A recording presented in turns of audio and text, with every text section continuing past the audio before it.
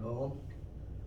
오늘도 건강한 모습으로 주님 앞에 서게 하신 하나님께 감사드리며 출애굽기 강의 76장 우리 찬송가 412장 찬양하면서 시작하겠습니다.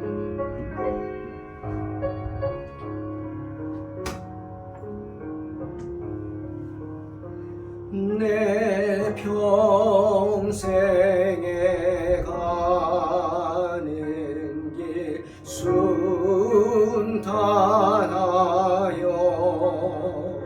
늘 잔잔한 강 같든지 큰 풍파로 무섭고 어렵든지 나의 영혼은 늘 편하다. 내 영혼 평안해. 내 영혼 평안해.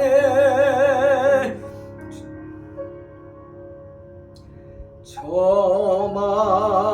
마귀는 우리를 삼키려고 입 벌리고 달려와도 주 예수는 우리의 대장되니 끝내 싸워서 이기리라.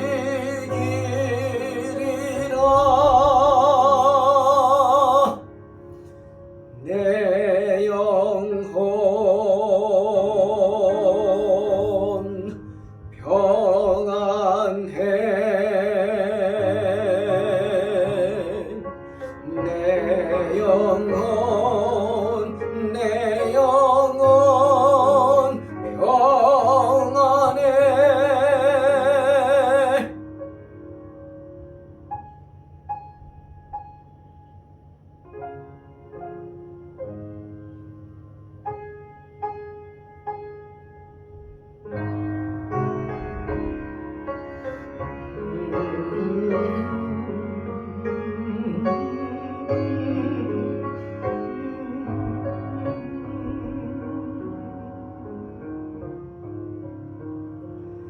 저 공중에 구름이 일어나면 큰 나팔이 울릴 때에 주 오셔서 세상을 심판해도 나의 영혼은 겁없겠네.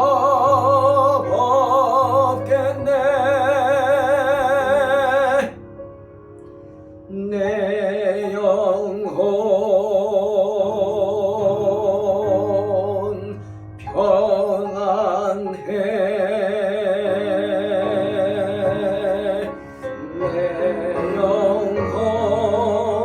내 영혼 평안해.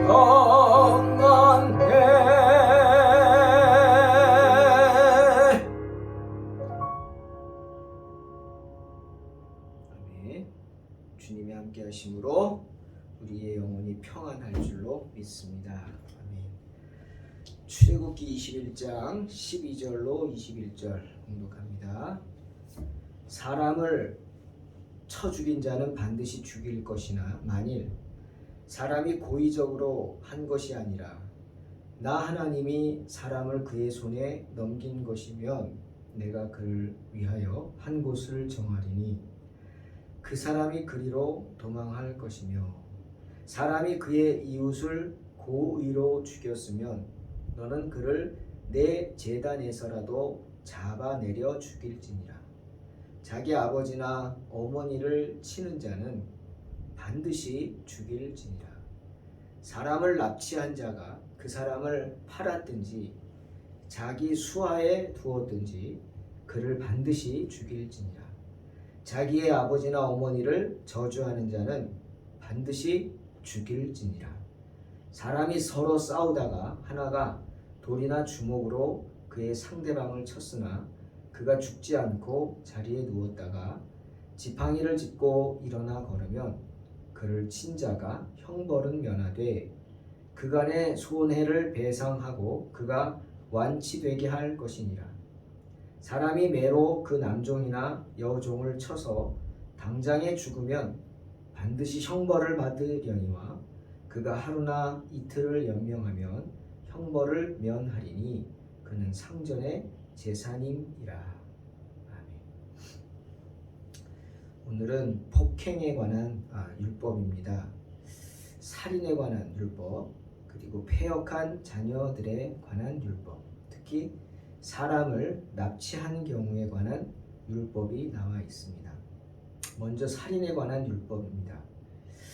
하나님이 우리에게 반드시 지키라고 주신 10계명 중에 제6계명이 살인하지 말지니라 입니다. 오늘 그 말씀에 대한 구체적인 규정이 제시되어 있죠. 먼저 12절에 고의적인 살인에 대한 형벌이 나와 있습니다.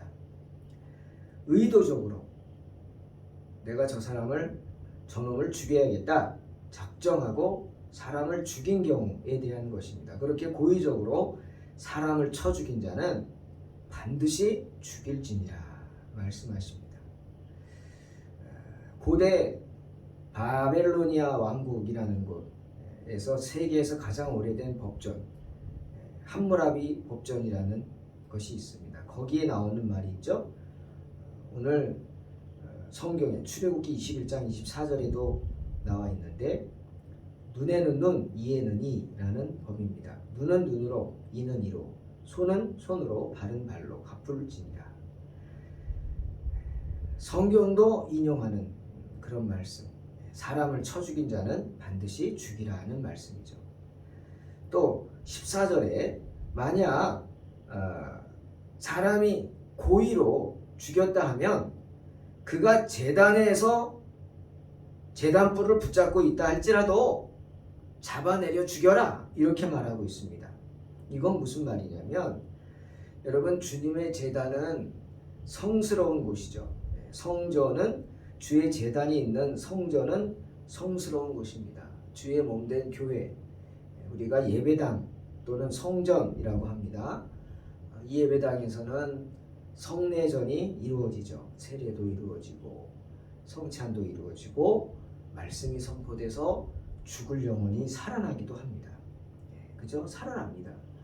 그리고 우리가 하루하루 살아갈 힘을 얻죠. 그래서 예배당을 성전이라고 표현하죠.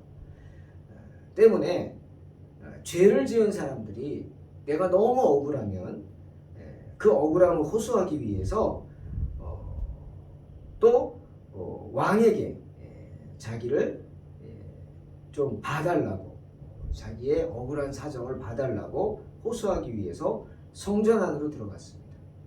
왜? 성전은 아무나 못 들어가잖아요. 군사가 잡으러 못 들어갑니다.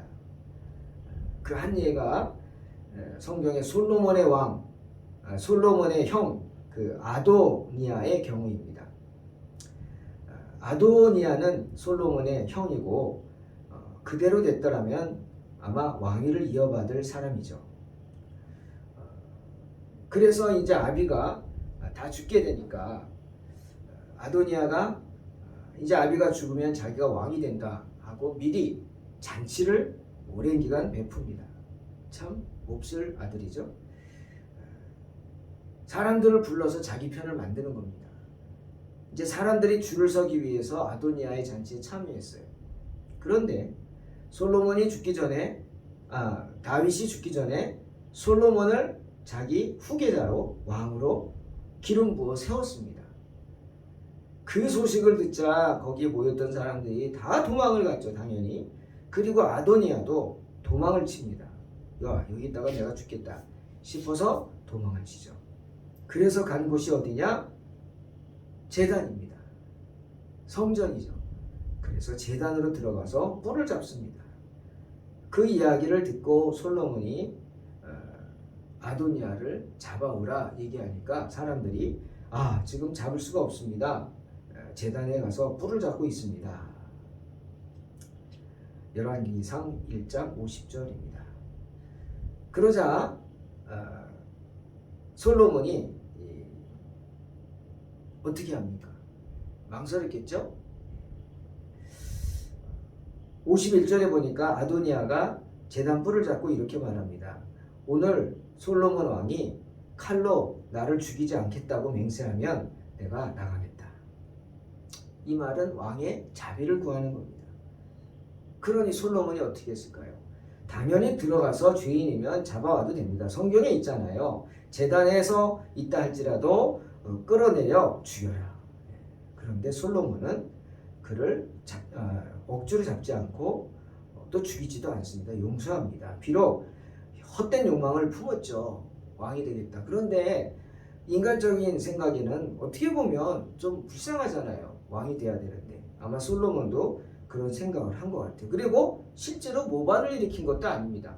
그냥 잔치만 한 거죠. 명분도 없어요. 그리고 아도니아가 특별히 솔로몬에게 해코지를 한 적도 없고 잘못한 일을 한 적도 없었던 것 같습니다. 그래서 성전으로 들어가서 끌어내 죽이라 하지 않고 그를 내려오라, 용서하겠다. 그래서 평생 아도니아는 그냥 왕자로서 자기의 복을 누리며 살게 됩니다. 하지만 오늘 성경 말씀처럼 성전 안에 들어가 숨었다 할지라도 성전 안으로 들어가서 끌어내서 죽여라. 그만큼 살인죄는 무서운 것이다 말씀하십니다. 또 두 번째, 우연히 살인을 한 자들에 대한 구제에 대해 또 말씀하시죠. 어떤 사람이 사람을 죽였는데 해칠 의도가 없었어요. 다른 또 곳에 나오죠. 두 이웃이, 친한 이웃이죠. 형제 같은 이웃이 산에 나무를 하러 갔네요. 근데 나무를 하다가 도끼질을 하잖아요. 근데 도끼가 잘못돼가지고 도끼날이 도끼질하면서 빠졌어요. 근데 하필이면 그 날이 날아가서 어디? 앞에 사람을 쳐서 죽였어요. 누가 제일 마음이 아프겠어요? 기가 막히죠. 고의로 그런 것도 아니잖아요. 실수죠. 그리고 정말 어떻게 도끼날이 날아갑니까? 또 거기로 날아가죠. 불운이죠. 자신의 잘못이 아니라 그런 경우처럼 불운으로 다른 사람을 죽였을 때 죽여야 합니까? 억울하잖아요. 때문에 하나님은 그런 사람들을 보호하기 위해서 도피성을 마련해 줬어요. 아무리 실수라는 것도 알지만 내 아비를 죽인 원수가 멀쩡하게 살아서 앞에서 알짱알짱 돌아다니는 거 보면 그거 참을 수 있습니까? 예? 순간 눈이 돌아버릴 수도 있잖아요. 그 돌지 않으면 아들이 아니죠. 가족이 아니죠. 원수인데 아무리 그래도. 때문에 그해 제사장이 죽을 때까지 도피성에 가서 피해 있으라. 그리고 누구든지 도피성까지 따라가서 해코지라면 죽여버리라 그랬어요. 오늘 그 얘기를 하는 겁니다. 그런 법을 만들어 주셨어요. 그러니까 법 자체가 당시 유대인들에게는 충분한 피난처가 되었다라는 얘기입니다. 그 다음에 패역한 자녀들에 관한 율법입니다. 패역하다, 즉 사람이 그 언행이 도리에 어긋나다, 순리를 거스리는 경우를 패역하다. 패역한 자녀다. 정말 자녀로서 도리에 어긋나고 순리에 거슬리는 짓들을 하는 자녀들이죠. 그런 자녀들은 죽음의 형벌을 받을 정도로 죄를 물었습니다. 15절에 첫 번째 구체적인 게 아비나 어미를 치는 경우입니다. 아비나 어미한테 대들어서 어미나 아비를 때리는 자식들은 반드시 죽여라. 성경에 말씀하십니다. 연약한 부모에게 폭력을 행사하는 자녀들은 이유를 분문하고 돌로 쳐 죽이라. 성경은 분명히 말씀하십니다. 그 다음 또 어떤 경우냐? 17절의 경우 자녀들이 자기의 아비나 어미를 저주하는 경우입니다. 그런 자들도 반드시 죽여라. 왜? 불순종했기 때문에. 부모에게 불순종하는 자녀들은 하나님을 진노케 하십니다. 왜? 당연하죠. 눈에 보이는 부모에게 순종하지 못하고서 눈에 보이지 않는 하나님께 순종한다고 할 수 없기 때문입니다. 만일 사람들이 그것을 벌하지 않는다면 하나님이 벌하십니다. 신명기 21장 18절로 21절. 사람에게 완악하고 패역한 아들이 있어 그의 아버지의 말이나 어머니의 말을 순종하지 아니하고 부모가 징계하여도 순종하지 아니하거든 그의 부모가 그를 끌고 성문에 이르러 그 성읍 장로들에게 나아가서 그 성읍 장로들에게 말하기를 우리의 자식은 완악하고 패역하여 우리 말을 듣지 않고 방탕하며 술에 잠긴 자라 라고 하면 그 성읍의 모든 사람들이 그를 돌로 쳐 죽일지니 이같이 내가 너희 중에서 악을 제하라. 그리하면 온 이스라엘이 듣고 두려워하리라. 하나님의 말씀, 명령입니다. 패역한 자식들, 정말 하나님을 진노케 하는 자식들이죠. 자녀들은 정말 깊게 묵상해야 할 말씀입니다. 그 다음에 세 번째로 사람을 납치하는 행위에 관한 율법이 16절에 나와 있습니다. 사람을 납치한 자가 그 사람을 팔았든지 자기 수하에 두었든지 그를 반드시 죽일지니라. 유대인들은 인신매매를 하지 않습니다. 서로가 서로를 인신매매하지 않아요. 왜? 율법이 그것을 금하는 걸 알기 때문이에요. 하지만 꼭 그런 놈들이 있죠. 그런 나쁜 사람들이 있습니다. 잡아가지고 어린아이나 젊은 여자들을 잡아가지고 어떻게? 유대인에게 파는 게 아니죠. 살 사람은 없죠. 이방인에게 팝니다. 즉 이방인들에게 팔려고 아이들을 납치하고 젊은 여자들을 납치합니다. 그리고 자기가 소유하려고 종 삼으려고 첩으로 삼으려고 납치하는 경우가 있었습니다. 그런 경우는 어떻게 하느냐? 반드시 잡아 죽이라. 그 다음 네 번째로 18절에서 19절 사람을 상해한 경우에 관한 율법입니다. 사람이 서로 싸울 경우 싸울 수 있죠. 비록 죽이지는 않았다 해도 싸우다가 상대방을 심하게 때려서 상해케 한 자 어떻게 합니까? 정당방위다 우길 수 없습니다. 그에 상응하는 배상을 해주도록 규정이 되어 있습니다. 상해를 입힌 자는 그 상해로 인하여 발생한 손실에 대해서 책임을 져야 했습니다. 상해 입은 사람이 완치될 때까지 치료비를 대줘야 했고 또 그가 다쳐서 일을 하지 못하는 것에 대한 그 시간적인 손실에 대해서도 보상을 해줘야 했습니다. 아마 오늘날 보험제도가 성경에서 나왔겠죠. 예. 그 다음 다섯 번째 주인이 종을 징계하다가 종이 죽었을 경우에 관한 율법 20절이죠. 그 당시에 우리는 이해가 안 되지만 고대 사회는 그렇죠. 종이 있었습니다. 종. 이게 어떻게 종이냐? 가난 때문에 스스로 종이 되기도 하고 노예로 팔려가고 스스로를 팔죠. 살기 위해서. 또는 전쟁으로 패한 나라 백성들은 다 종이 됐죠.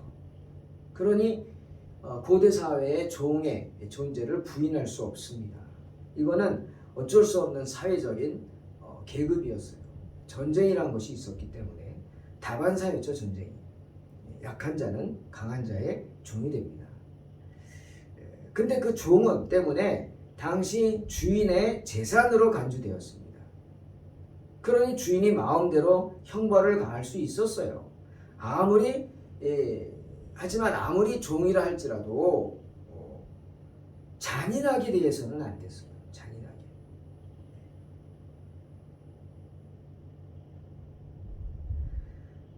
주인이 종을 죽여도 됐지만 어떻게 죽였느냐? 왜 죽였느냐? 여러분 옛날에 그런 거 없었다고 생각하지 마십시오. 있었습니다. 아무리 종이라도 잔인하게 대하면 안 돼요. 오늘 성경 보면 깜짝 놀랍니다. 왜? 자, 주인이 종을 쳐서 죽였다. 종이 즉시로 죽으면 아무리 종이 주인의 재산이라 할지라도 주인은 반드시 형벌을 받아야 했습니다. 그러니까 죽일 정도로 때리면 안 되는 거예요. 맞아서 죽을 수는 있어요. 맞은 그 상처 때문에. 만약 체벌을 한 후에 하루나 이틀이 지나서 죽었다? 그러면 형벌을 가하지 않았어요. 참 이런 법입니다. 법이에요. 그러니 뭘 말합니까? 잔인하게 대하지 말란 말입니다. 사람이 죽을 정도로 때리면 안 된다는 거예요. 죽기 직전까지 때려라 이거예요. 진짜 화가 나면.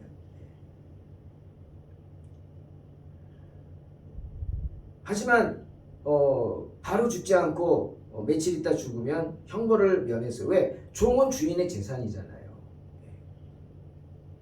그러니 종이 주인에게 맞아 죽었을 경우에도 재판장들이 당시의 상황을 참작합니다. 정말 잔인하게 죽였는지 잔인하게 했는지 아닌지 그거에 대한 형벌도 내릴 수 있어요. 그리고 우리 다음 시간에 할 그 말씀에 보면 더 놀라운 사실을 그 당시의 법에 대해서 알 수 있습니다.